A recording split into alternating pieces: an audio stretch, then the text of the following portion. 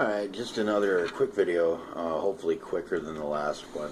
This was like 15 minutes. I'm trying not to make, this is again just another talking video. As I explained, I don't have quite the finances right now. I'm, a new place and whatnot. I'm catching up right at this point in time. Right now, outgoing is a little bit more than incoming. But it's workable. I'm working on it. I'm trying not to make the just talking videos longer than the actual videos where I have stuff to do. I was actually thinking about just packing up the hobby, which is what it's become, and just, like I said, financial worries. Just thinking, well, I'm not going to get ahead. I'm not going to get anywhere near where I want to be. So, thought that through, thought about it, figured out, well, I'll be able to do stuff. Now, what does that mean? That means basically currently, once I catch up, a couple weeks here, once I catch up where I can go back to Rapids, do the 40-mile drive and work on stuff, it means that I can do more stuff. I still want to do that gorget, attach that.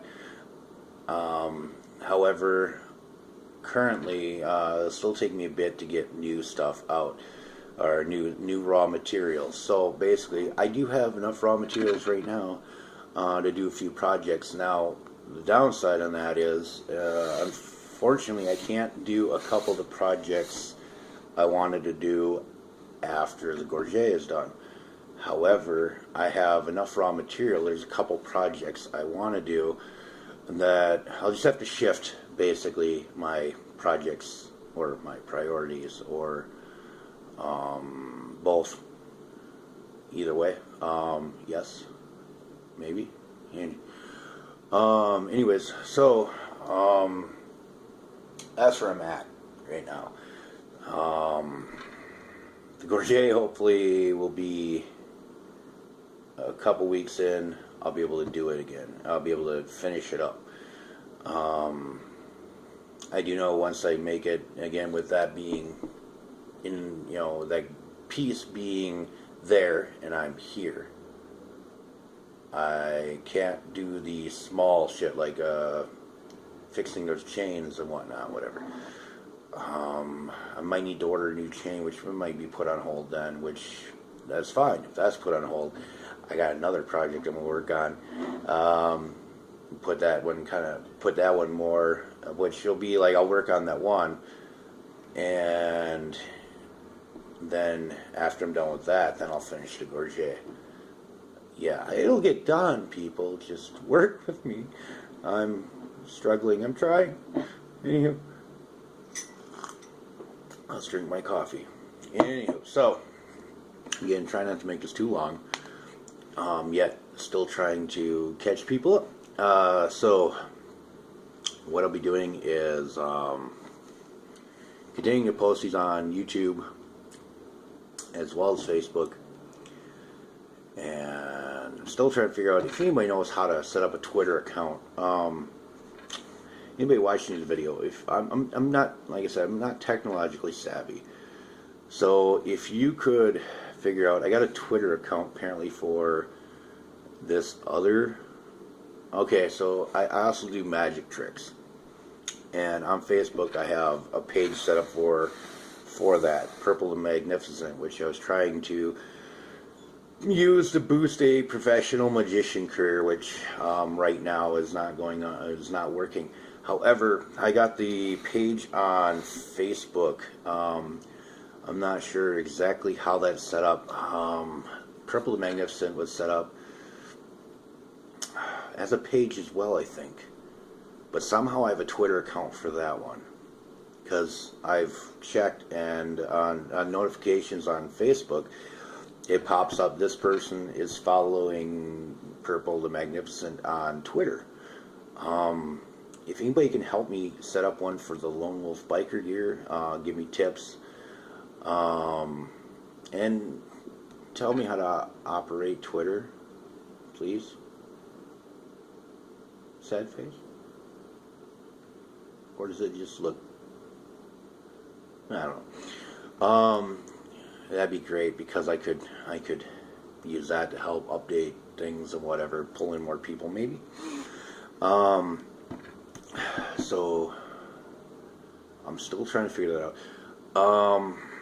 As far as doing the Lone Wolf Biker Gear thing working as a business, I'm not sure I'm going to push that as a business so much. I'd love to be doing this type of stuff, customized work for people, for, as a living. I would.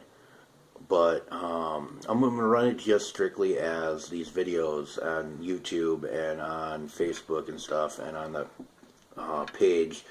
I'm just run this basically strictly as a hobby thing. If I happen to pick up, somebody likes something I do, and they like my stuff specifically, and they want to place an order with me, I am open to that. That's fine. So that brings me to last couple videos. I've been giving a little, I don't know if you want to call it advice, personal perspective type stuff. Brings me to what I was going to mention this week. So basically, what did I basically noticed that personal experience is that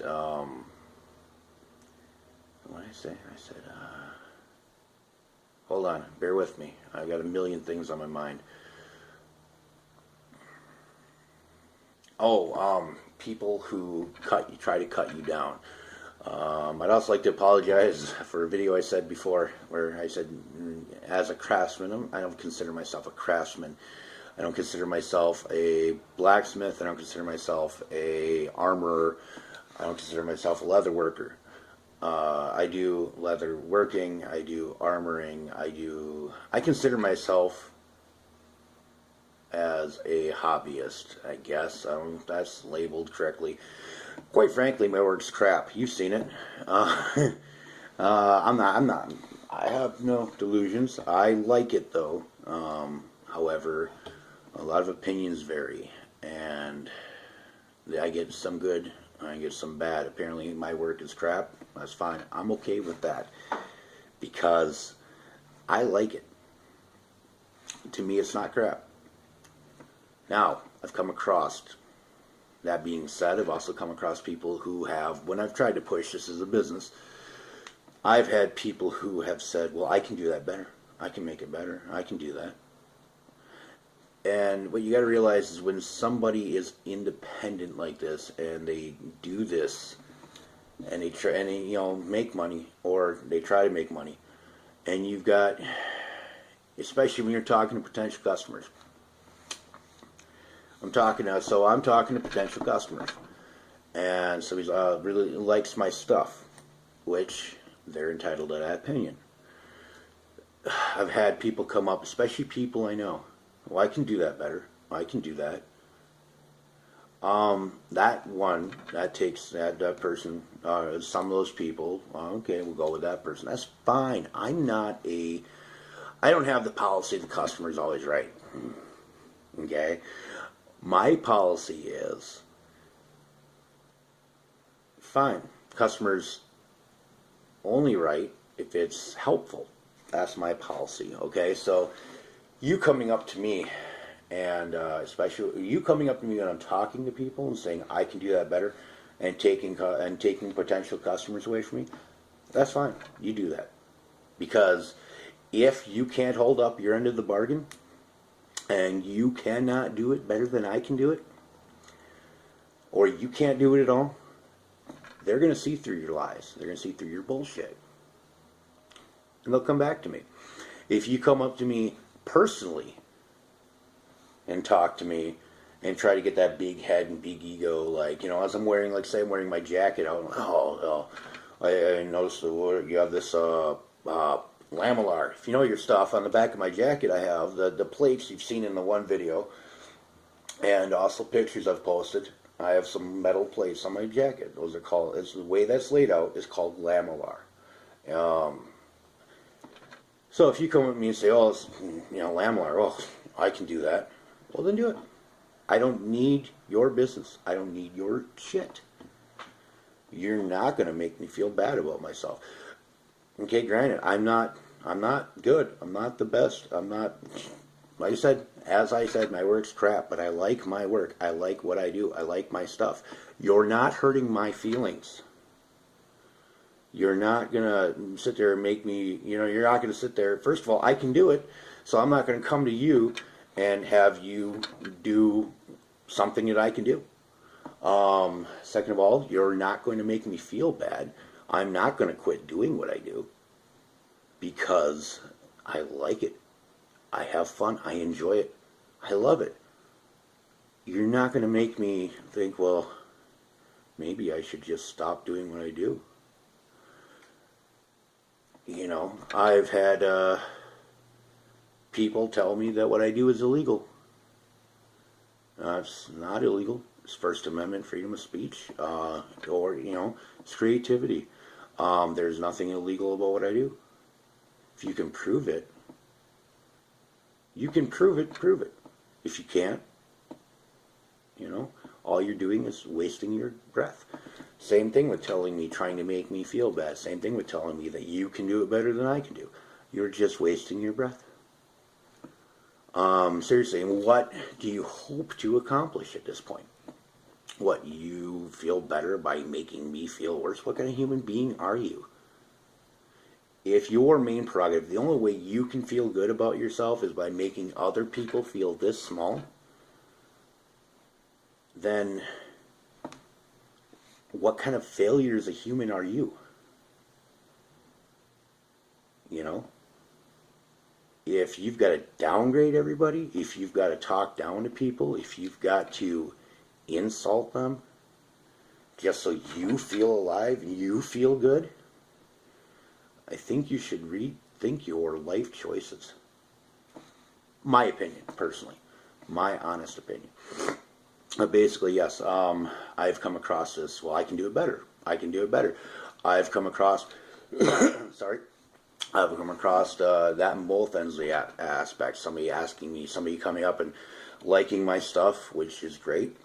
And that person coming up and telling them, well, I can do better than him. You should, get for me. 9 times out of 10, those people are just talking. They're talking out of their ass. Plain and simple. I don't sugarcoat things.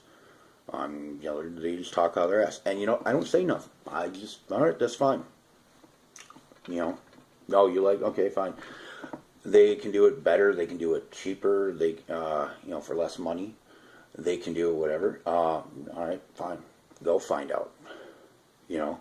Now, granted, there are ways I can cut my cost.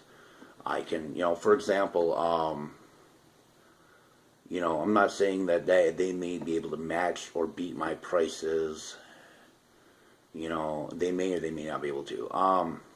There are ways I can bring my costs down. For example, and hustle the weight down too. For example, that piece that I mentioned sits on the back of my jacket. That weighs 12.5 pounds. But what you've got to realize is that's 14 gauge steel plate. Now, it's also 14 gauge mild. I'm not sure. I think stainless weighs just a little bit more than galvanized, because the galvanized mild, and my prices depend on work and my price. Okay, so what I mean by I can bring weight down is I have 14 gauge plates of steel on my back. If you like it, you can, but you don't want it so heavy. That's a 12.5 pound piece, that piece alone. You don't want it so heavy. You can go 16 gauge or 18 gauge or 20 gauge. These are thinner. Still give you the same effect as far as looks. I go 14 gauge because I do plan on wearing this on my bike when I get it going. And, for example, I could do the same thing out of aluminum. I choose not to.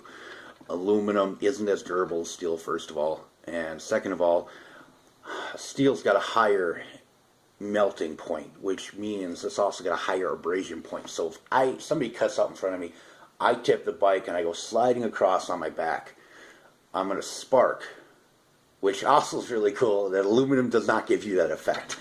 So I mean, just a little off kilter. But I'm gonna slide across a lot longer than it would with aluminum because unless of course say it pulls off my jacket, if it stays on my jacket or the leather banding that's connecting those stay and whatnot, and I skid across 13 feet of asphalt on my back, and I make it to one side to the other, one end to the other. Those plates are going to hold up a lot more than aluminum plates would hold up. And again, thicker you go, the more they're going to hold up.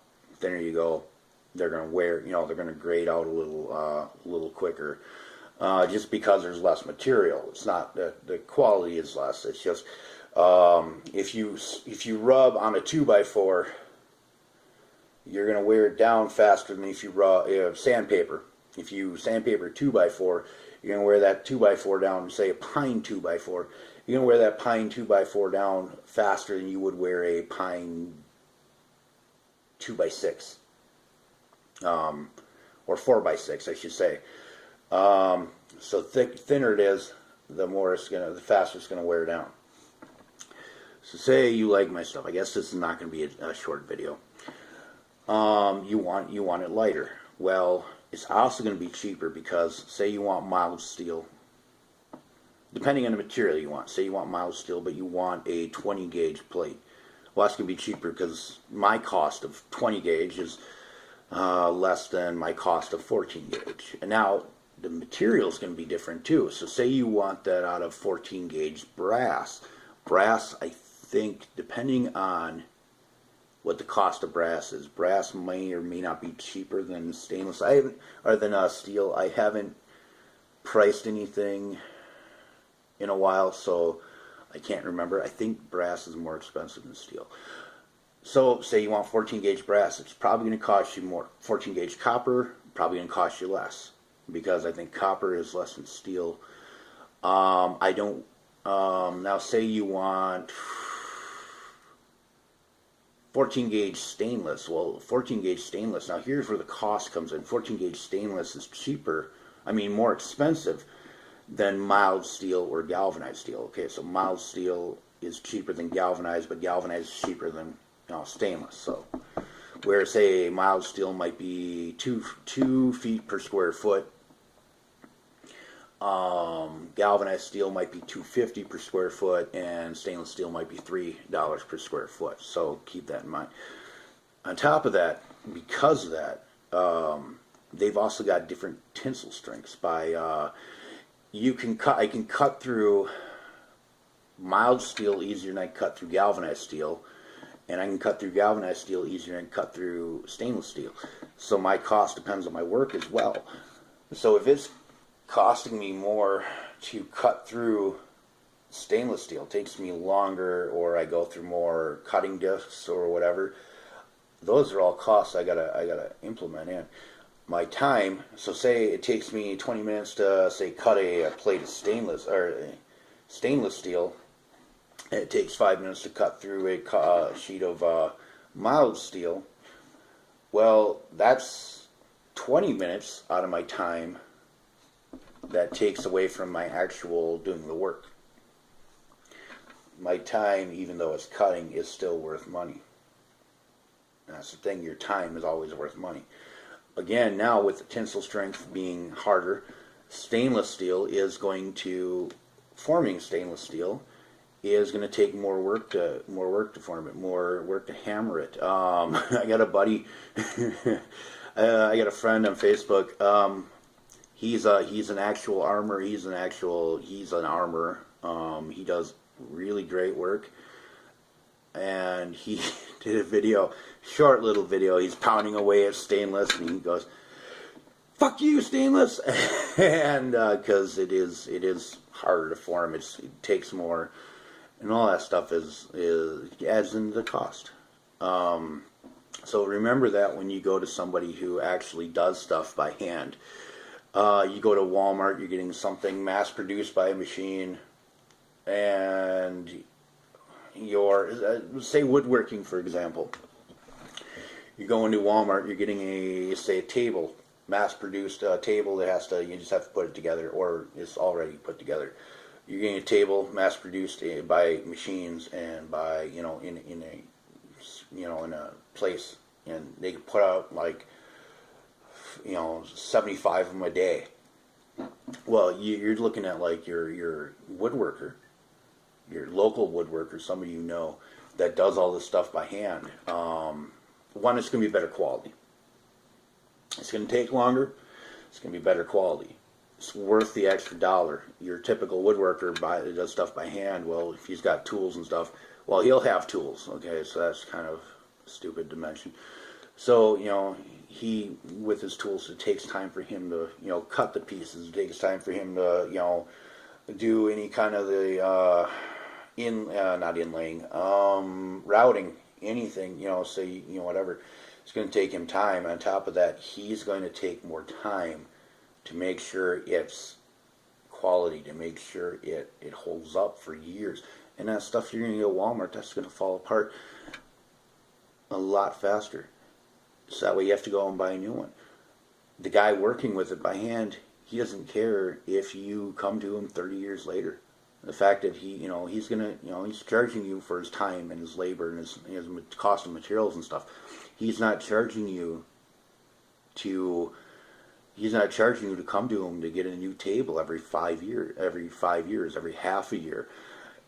He's hoping that you're going to like what he does. Oh, and you want chairs. Okay, well, he's going to come to you with chairs. Oh, I want a bed frame. Now you're going to come to him for a bed frame. He's not in it for the mass produce, getting rich quick. He's in it to make money. He loves doing it. Yes, he's in it to make money because, it's business. If you go up to him and tell him the same thing, you go up to anybody who does this stuff and say, well, I can do it better, you're going to get the same response, dude. Well, then do it. You go to Walmart and say, I can do this better, they're going to probably freak out because, yeah, they want your business. The actual person does this by hand, if they're doing, they're most time they're doing it as a hobby. They're not doing it to, they're not doing it to try to business, Some of them are. Some go from a hobby to a business.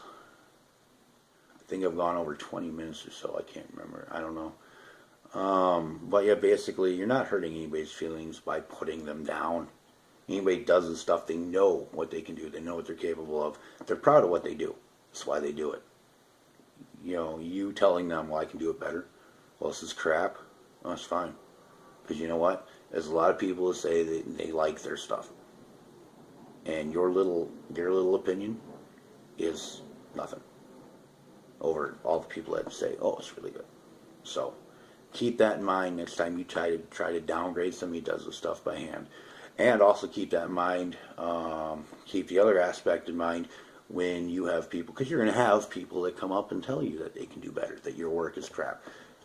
Don't let it get to you. And for those that do that crap, grow up. All right, that's all.